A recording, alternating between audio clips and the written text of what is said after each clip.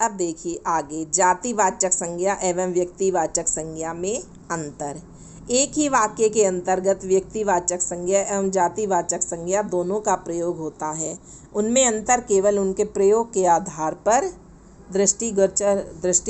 दृष्टिगोचर होता है, यानी हमारी नज़र में आता, हम नज़र से समझ सकते हैं। मैंने आपको पीछे भी बताया था कि यदि पुस्तक है तो वो जातिवाचक है, रामायण कामायण या किसी भी बुक का नाम है तो वो व्यक्तिवाचक है। तो इस तरह यहाँ पे देखिए, रमेश किताब पढ़ता है। अब रमेश तो प्रॉपर नाम होगा क्योंकि एक व्यक्ति का नाम है। यदि व्यक्ति है तो जातिवाचक है, व्यक्ति का नाम है तो रमेश है, तो रमेश क्या हो गया, व्यक्तिवाचक संज्ञा। अब किताब का नाम तो है नहीं, किताब है तो क्या है, ये जातिवाचक संज्ञा। मोहन बांसुरी बजाता है, फिर वही मोहन व्यक्ति का नाम है लेकिन नाम है तो इसलिए ये व्यक्तिवाचक। बांसुरी क्या है, जातिवाचक। बांसुरी भी कई प्रकार की होती हैं। तो इसी तरह कई बार ऐसा देखा गया है कि एक व्यक्ति की प्रसिद्धि के कारण पूरा समुदाय पहचाना जाने लगता है। जैसे नेताजी ने देश की आज़ादी में महत्वपूर्ण योगदान दिया। अब जो नेताजी शब्द है ये क्या है, ये जातिवाचक शब्द है क्योंकि नेता जो है वो जातिवाचक है। और यदि हम नेताओं के नाम लें जैसे इंदिरा गांधी, नेहरू जी, सरदार पटेल या सुभाष चंद्र बोस, तो वो क्या होंगे, व्यक्तिवाचक। लेकिन यहाँ नेताजी से मतलब हमारा सुभाष चंद्र बोस से है, तो ये यहाँ पे व्यक्तिवाचक संज्ञा है, ना कि नेताजी जातिवाचक संज्ञा है। अब जैसे पंडित जी स्वतंत्र भारत के पहले प्रधानमंत्री बने, पंडित जी यानी नेहरू जी, लेकिन पंडित क्या है, जातिवाचक संज्ञा। यदि पंडित जी का नाम है तो वो व्यक्तिवाचक संज्ञा, लेकिन यहाँ पंडित जी से मतलब हमारा किससे है, जवाहरलाल नेहरू से, तो ये जातिवाचक संज्ञा ये व्यक्तिवाचक के रूप में प्रयोग की गई है।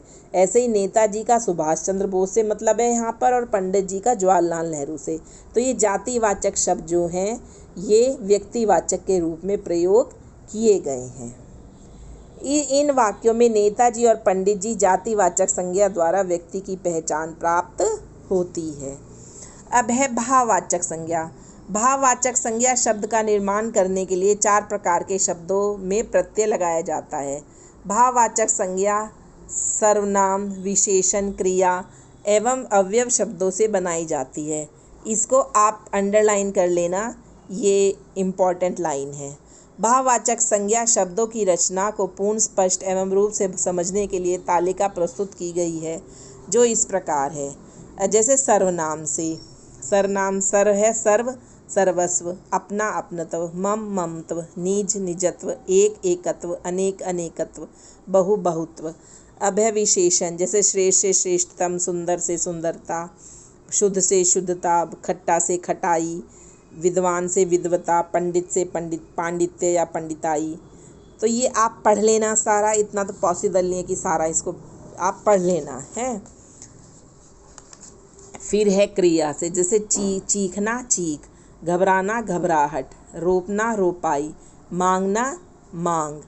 फिर है जीतना जीत, सजाना सजावट, पढ़ना पढ़ाई, ढुलना ढुलाई। तो ये आप पढ़ लेना, ये है क्रिया शब्द। अब है अव्यय से, अव्यय शब्द में होते हैं जो कभी भी चेंज नहीं होते, जैसे समीप से समीपता, निकट से निकटता, परस्पर से पारस्परिक, दूर से दूरी, शाबाश से शाबाशी और नर्तक से नर्तन।